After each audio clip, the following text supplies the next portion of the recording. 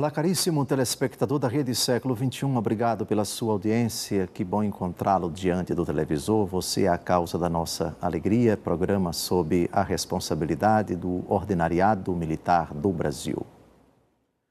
Continuamos a nossa catequese sobre o quinto mandamento da Lei de Deus, não matarás, e hoje nós vamos tratar da primeira parte do parágrafo 2298 do Catecismo da Igreja Católica, cujo assunto é a tortura praticada pelas autoridades civis dos diferentes países, quando as autoridades da Igreja não se posicionaram, silenciaram, se calaram.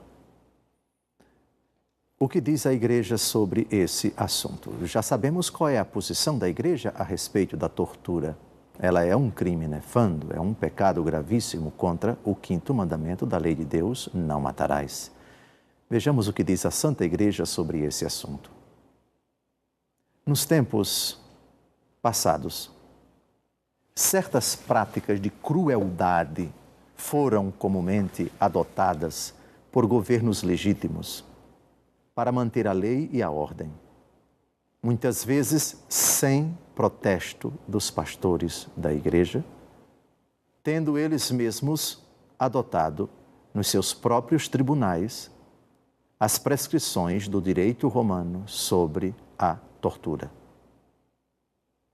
A par destes fatos lastimáveis, a Igreja ensinou sempre o dever da clemência e da misericórdia e proibiu aos clérigos o derramamento de sangue. Aqui alguns princípios devem ser recordados. A tortura é sempre crime. A tortura é sempre pecado. Não importa a finalidade. Não importa o fim, que jamais pode justificar os meios. Nesse parágrafo, a Igreja lastima que certos pastores da Igreja, o texto diz inclusive muitas vezes sem o protesto dos pastores da Igreja.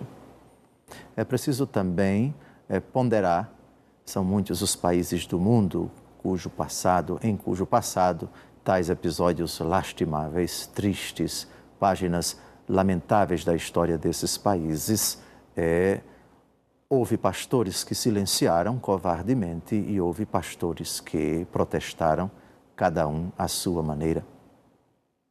De qualquer maneira, o derramamento de sangue, a tortura, a violência para arrancar a confissão, para punir, para castigar, para intimidar, para causar o terror psicológico, para mutilar os corpos, para se viciar e qualquer outra prática parecida que às vezes chega até ao homicídio, isso jamais pode ser admitido à luz da palavra de Deus. O derramamento de sangue, por outro lado, não pode ser legitimado nem para os clérigos, nem para quem quer que seja. Se é ilegítima a tortura, é ilegítimo também o terrorismo. O fim não justifica os meios. Não se combate tortura com terrorismo e não se combate terrorismo com tortura. São duas práticas absolutamente pecaminosas, como nós já vimos. E o equilíbrio é sempre a santa palavra de Deus para o cristão. Os ditames da justiça, da lei e da ordem devem prevalecer diante das tensões sociais. Diga-se, portanto, insista-se, portanto, que nem a tortura, não importa quem a pratique e qual a finalidade a que ela se propõe, nem o terrorismo, como forma, digamos assim, de reagir à prática da tortura, são aceitáveis. Porque diante de Deus todos nós somos iguais e a palavra de Deus é bem clara, não matarás. A tortura é uma forma de violar esse quinto mandamento da mesma forma que o terrorismo.